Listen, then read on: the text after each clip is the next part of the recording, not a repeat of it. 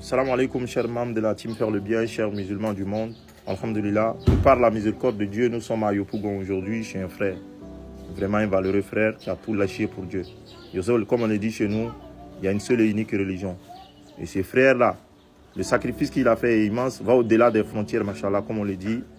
Et aujourd'hui, de par la miséricorde de Dieu, grâce à vos dons, de par la miséricorde de Dieu, nous sommes venus lui rendre visite aujourd'hui à Yopougon, Académie Fin Goudron. Et voici ce que Dieu nous a permis de venir remettre aux frères. Puis une enveloppe pour la popote, un sac de riz, de l'huile, Lipton et du sucre. On ne filme pas cela pour avoir une certaine compensation financière ou quoi que ce soit.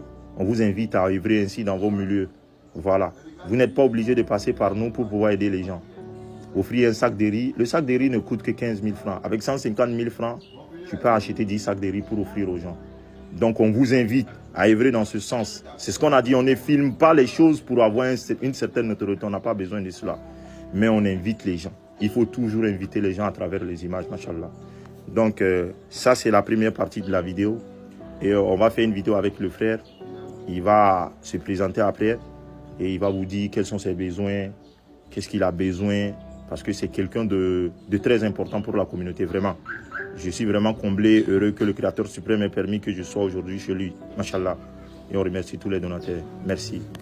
Salam alaikum, chers membres de la team Faire le Bien, chers musulmans. Aujourd'hui, nous sommes chez notre frère. Vraiment, c'est quelqu'un de très courageux qui a traversé la tempête, comme on le dit.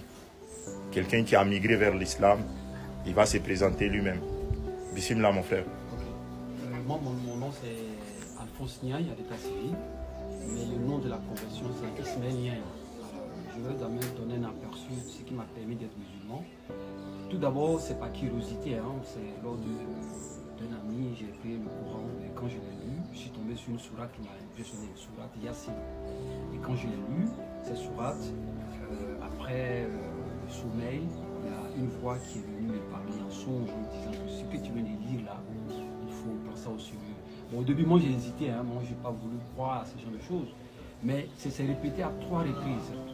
Et après, je me suis caché pour aller voir un imam. Et l'imam en personne m'a dit, mais attends, qu'est-ce que tu fais ici? Je suis venu voir parce qu'il y a quelque chose qui m'a marqué et j'aimerais que tu m'expliques un peu.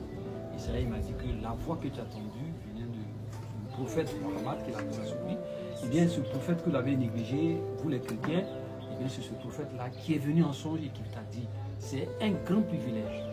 Alors il me demande qu'est-ce que tu décides alors. Je dis bon écoute, je vais voir ce que je peux faire. Au début j'ai eu un peu peur parce que si je lâchais le côté christianisme, puisque je vous rappelle